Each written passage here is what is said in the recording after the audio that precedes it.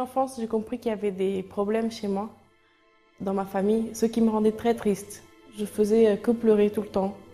Et aussi, j'ai commencé à avoir des crises d'angoisse. Parce que plus j'avançais dans l'âge, plus je voyais que les problèmes étaient graves, que mes parents ils commençaient à se séparer et que chez moi, ça n'allait pas. Même niveau financier, on avait beaucoup de problèmes. Et donc, du coup, j'ai commencé à être dépressive. J'ai commencé à chercher des solutions dans les psychologues au début. Et au bout d'un moment, j'ai trouvé un psychologue m'a dit que je pouvais venir et suivre une thérapie avec lui. Donc j'ai été suivie par 3 psychologues une fois par semaine. À cette époque-là, j'avais 16 ans. Souvent, je ratais les cours pour aller chez le psychologue et tout, mais quand j'allais là-bas, je parlais pas. Même si c'est moi qui ai cherché à trouver une solution chez eux, je me disais ils peuvent pas m'aider parce qu'ils connaissent pas ma situation et je peux pas parler. Mon père, il est parti en prison et là, ça a été vraiment, pour moi, c'était très dur parce que c'est à ce moment-là que mes crises elles se sont empirées, que j'ai commencé vraiment à pleurer n'importe où, à n'importe quel moment. J'avais vraiment des crises d'angoisse fortes à l'école. Même les transports en commun, je ne pouvais pas les prendre toute seule, j'avais très peur. Souvent, je m'enfermais dans les placards chez moi, dans la garde-robe. J'avais vraiment peur. Et c'est à ce moment-là que les psychologues ils ont dit que je vais être internée. Mais moi, je n'ai pas accepté. Parce que je me disais, Gaëlle, t'es pas folle. Gaëlle, tu peux t'en sortir. Même si c'est toute seule, tu vas réussir. Donc là, j'ai arrêté de suivre les psychologues et je suis restée chez moi en fait. J'allais quand même en cours et tout, mais en fait je faisais ma vie comme quelqu'un, on va dire normal, mais à l'intérieur ça allait vraiment pas du tout. C'est là aussi que j'ai commencé à avoir des fréquentations avec des filles, des garçons. J'allais souvent, le soir je sortais souvent en boîte gay, mais ce vide qui était à l'intérieur de moi, il continuait tout le temps. C'était genre, à l'extérieur, je rigolais, je montrais que ça allait bien, mais à l'intérieur, quand j'étais toute seule chez moi, ou quand j'étais peut-être à l'école, souvent je commençais à pleurer d'un rien. Parce que même les professeurs, ils ne comprenaient pas, ils disaient « Mais pourquoi tu pleures? Pourquoi tu pleures ?» Et moi, je ne pouvais pas expliquer. Mon père, pour moi, c'est pas que je ne m'entendais pas bien avec lui, mais pour moi, tous les problèmes que j'avais dans ma vie, c'était à cause de lui. C'était sa faute. Si ma famille était comme elle était, c'était la faute de mon père. C'était la faute de personne d'autre. Donc j'ai commencé à alimenter la haine envers lui. Parce que tout était de sa faute. Et c'était la cause de tous mes problèmes. J'allais toujours dans une boîte gay pour combler un vide. Un vide qu'il y avait à l'intérieur de moi. C'est pas que je me cherchais, mais je voulais trouver une solution à mon problème.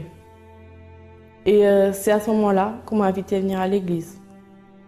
Et en venant à l'église, en écoutant les paroles que les pasteurs y disaient, c'est vraiment en mettant en pratique ce que le pasteur y disait, en parlant ce qu'il y avait à l'intérieur de moi, parce que pour moi, au début, c'était ça qui était le plus dur, c'est dire ce qui était à l'intérieur de moi. Mais c'est là, quand j'ai décidé de changer, j'ai décidé de parler ce qu'il y avait à l'intérieur de moi, là, j'ai réussi. J'ai mis en pratique ce que le pasteur y disait. Et j'ai suivi les réunions aussi qu'il y avait pendant la semaine et le dimanche. Et j'ai réussi à changer. Aujourd'hui, je ne suis pas du tout quelqu'un qui a des crises d'angoisse, qui reste abattu lorsqu'elle a un problème. Mais j'avance. Je me dis, Gaëlle, tu vas réussir. Je ne suis pas quelqu'un qui va pleurer pour un rien. Tout a changé. J'ai la joie à l'intérieur de moi, j'ai la paix. Quand je rigole vraiment pour de vrai. Et je ne suis plus quelqu'un qui va chercher des solutions ailleurs pour combler un vide. Parce que j'ai trouvé la solution à l'église.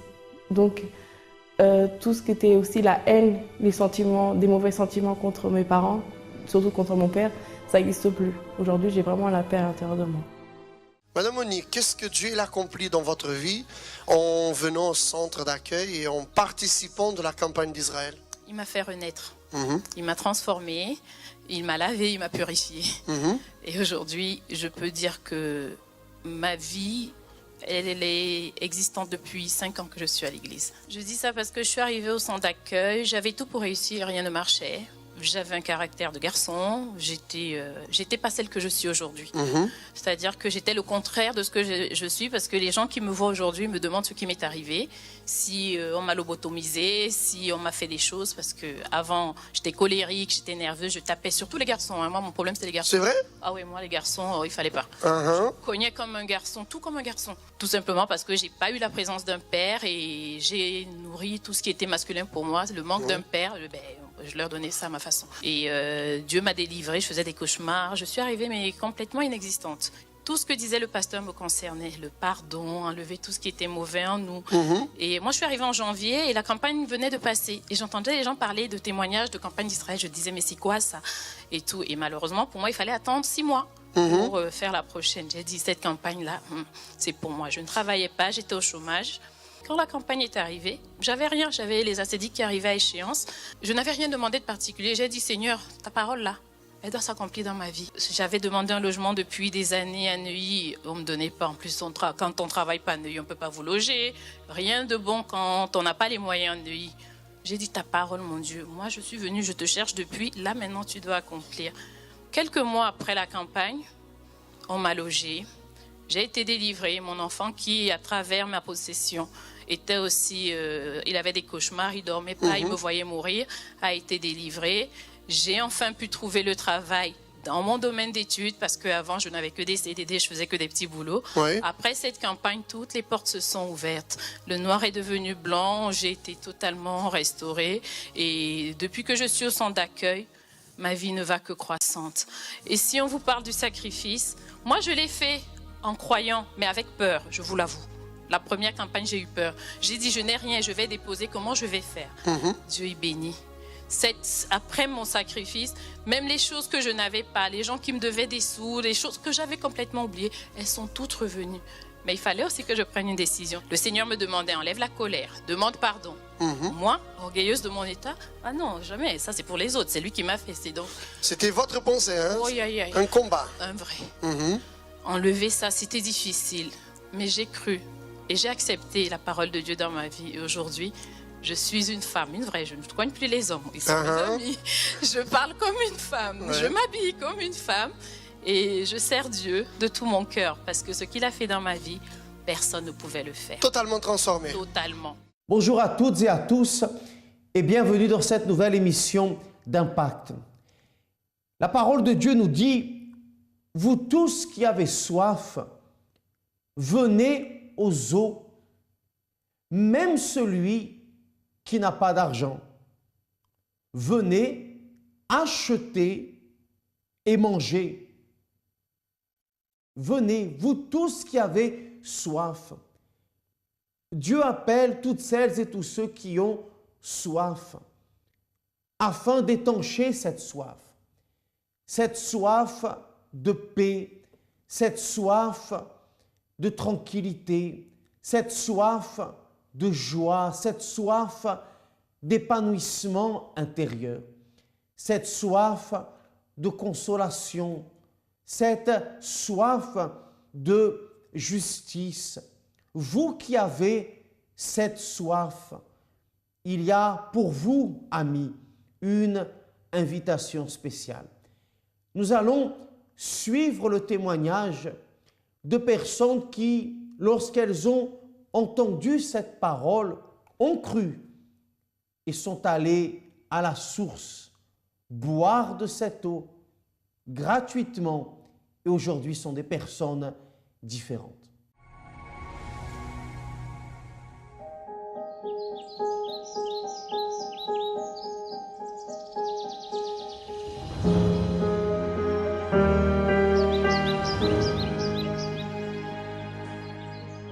Ce qui m'a plus attiré l'attention au centre d'accueil, c'est les personnes qui étaient là en fait pour m'aider.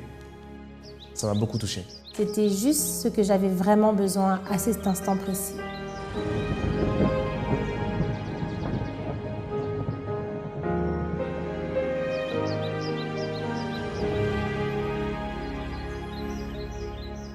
Ce qui a le plus attiré mon attention, c'était les conseils. C'était vraiment ciblé pour moi.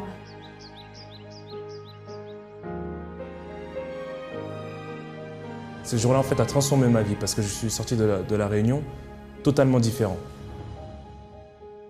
Les gens devraient venir au centre d'accueil car on y apprend à atteindre nos objectifs.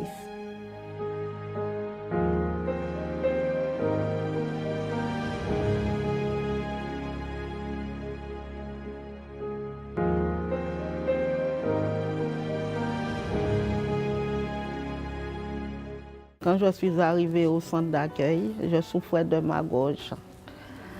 Et j'avais un goût, j'avais une petite bosse du côté de ma gorge gauche. Alors je priais toujours pour que le Seigneur puisse me guérir. Mais ça n'allait pas. Alors le médecin m'a dit, madame, il faut se faire opérer. Alors j'ai accepté l'opération. Alors je me suis fait opérer et puis j'ai toujours continué à prier. Mais le malin a joué, il a fait le côté droit de sortir encore. Alors j'ai dit, Seigneur, je n'accepte pas du tout. Je suis dans ta maison, je t'ai accepté comme mon sauveur. Pourquoi je souffre comme ça avec ma gorge? Alors Seigneur, qu'est-ce que je dois faire? Alors finalement, j'ai accepté encore l'opération du côté droit. Et le médecin m'a dit, bon, vous aurez des médicaments, mais ce sera à vie. Alors j'ai dit, Seigneur, je n'accepte pas non plus de prendre des médicaments à vie. Alors j'ai continué à prier. Et puis il m'a donné à faire des soins tous les 6 mois. Alors je suis retournée, il m'avait donné à passer une radio, échographie pour la gorge. Et quand je suis retournée le voir, il s'est mis à rigoler. Mais je dis, docteur, mais qu'est-ce que vous rigolez? Il me dit, madame, vous êtes opérée des deux côtés de votre gorge. C'est comme si c'était votre 2 mains qu'ils ont enlevées et vous arrivez à faire tout avec votre 2 mains. Et c'est pareil pour votre gorge, vos 2 côtés de votre gorge fonctionnent. Alors madame, vous êtes guérie, vous n'avez pas besoin de venir en consultation encore. Avant, je faisais des petits boulots, le ménage et tout, je n'avais pas un travail fixe. Mais depuis que je suis au centre d'accueil, le Seigneur m'a donné du travail et ça fait 31 ans l'endroit où je suis que je travaille. Et puis il y avait mon fils, il était à la maison 3 ans sans travail. J'ai dit, Seigneur, je n'accepte pas que mon fils reste dans la maison sans travail. Il faut lui donner du travail. Alors j'ai participé à la campagne d'Israël pour lui. Et là, il a obtenu un travail et ça fait 5 ans, il est dans son même travail. En fait, mon fils, il voulait faire ses études, il voulait rentrer en fac. Alors il m'a demandé, j'ai fait une campagne d'Israël pour lui, il est rentré à 17 ans. Mais ce qui s'est passé, c'est que dès qu'il est rentré en fac, il a commencé à sortir beaucoup et à boire. Mais ce n'était pas boire, il buvait jusqu'à tomber. Sa première année de fac, de 12 matières, il a réussi à rater 9. 9, il n'a pas eu la moyenne, c'était que la fête, que les amitiés. Il a trouvé une copine qui avait 5 ans de plus que lui. C'était vraiment la catastrophe. Alors, je l'ai fait venir. Il a resté 5 mois ici en France avec moi. Et je l'ai amené au centre d'accueil avec moi. On a fait tous les propos. Et aujourd'hui, c'est complètement changé. Il a arrêté de boire. Il est un des premiers. Il travaille. À la fac, c'est quelqu'un de sérieux. Ça a changé complètement. Et c'était grâce à Dieu. C'était grâce à ces sacrifices que j'ai faits. Avant d'arriver au centre d'accueil, j'étais une personne très renfermée. Donc j'étais triste, j'étais colérique. À la maison, ça ne se passait pas du tout bien car j'étais quelqu'un de rebelle, avec beaucoup de rancune en moi. Puisqu'en fait, j'ai grandi, on va dire, sans mon père. Et c'était compliqué avec ma mère et mes frères. Donc j'ai grandi comme ça. Donc dans l'adolescence, dans la jeunesse, en grandissant, j'étais quelqu'un de très bagarreux. J'étais un garçon manqué, j'étais complexé. J'étais une personne très oppressée, on va dire ça comme ça. Et lorsque j'ai commencé vraiment à me donner à l'église, c'est-à-dire pendant les campagnes, au groupe jeune, tout ça, quand j'ai vraiment pris conscience que voilà, il n'y avait que Dieu vraiment qui pouvait m'aider à m'en sortir. Donc j'ai commencé à me donner, j'ai commencé voilà, à faire les chaînes de prière. et autres. Donc voilà, Dieu il a transformé ma vie. Donc maintenant je suis plus quelqu'un d'oppressé, je suis plus triste, j'ai plus de rancune en moi. Dieu a vraiment changé cela en moi et il m'a aidé à pardonner, à oublier mon passé. Et maintenant je peux dire que je suis quelqu'un de comblé, de changé. Peut-être que vous dites, ma vie est une longue traversée du désert. Vous savez que dans le désert, le soleil est fort. Le désert est un endroit, est un lieu aride, hostile, difficile. Et lorsque la personne emploie l'expression « traversée du désert », alors elle est en train d'exprimer la dureté de sa vie, la difficulté de sa vie. Parfois, ce sont les problèmes conjugaux, les problèmes familiaux, les problèmes financiers, les problèmes de relations avec les autres personnes. Et ces problèmes sont dans votre vie et ils enlèvent votre paix intérieure. Ils enlèvent votre calme intérieur. Ils, parfois, vous empêchent de dormir. Ils vous empêchent d'être patient avec votre prochain, d'avoir la tête froide pour prendre de bonnes décisions, pour faire de bons choix. C'est la raison pour laquelle l'auteur de la vie invite toutes les personnes qui sont en train de passer par un désert de solitude, un désert de déception, un désert de problèmes, d'aller vers lui, parce qu'il est celui qui peut bien sûr vous aider à résoudre votre problème, mais qui avant veut changer votre intérieur. Parce que si nous ne buvons pas, nous allons tomber dans le désert. Ce problème peut vous vaincre. Cette solitude peut vous vaincre. Ces difficultés peuvent vous vaincre. Mais si vous allez à la source qui est Dieu et que vous buvez de cette eau dont il parle ici, même si vous n'avez pas d'argent, c'est-à-dire peut-être vous dites, mais je n'ai pas de condition d'aller. Quelle est la condition que j'ai d'aller vers Dieu? Je ne connais rien, je ne lis pas la Bible, je suis quelqu'un même qui ait une vie totalement contraire à ses valeurs, à ses préceptes. Il dit, même vous qui apparemment n'auriez pas la condition, il dit, venez, parce que cette eau, vous pouvez la boire gratuitement. Pas besoin d'en avoir les conditions. Elle est à portée de toutes celles et de tous ceux qui simplement reconnaissent qu'ils en ont besoin. J'étais quelqu'un vraiment de misérable. J'étais le plus souvent dans la tristesse et dans l'angoisse parce que j'étais beaucoup préoccupé par mes problèmes que celui de Dieu, jusqu'à ce que j'ai pris une décision et que j'ai vu ma vie se transformer. Alors, par la persévérance, j'ai continué jusqu'à ce que tout soit rétabli. Parce qu'en fin de compte, la tristesse et l'angoisse venaient du fait que j'étais beaucoup endetté. Donc cela me préoccupait beaucoup et que vraiment je ne me donnais pas aux choses de Dieu. Jusqu'au jour où j'ai pris la décision, je me suis donné et que là maintenant ma vie s'est transformée totalement. Jusqu'à maintenant que je vous parle, je suis vraiment dans la paix, dans la joie et que je suis devenu quelqu'un qui anticipe les choses alors qu'au début, c'est quelque chose que je ne faisais pas. Parce que pour moi, j'aimais beaucoup la facilité et que maintenant, j'ai compris que seulement par le sacrifice, seulement par beaucoup de choses en luttant, que je dois obtenir une victoire. Parce que j'étais une femme trahie. J'étais mariée depuis 13 ans et il y avait au moins 9 ans de vie de trahison.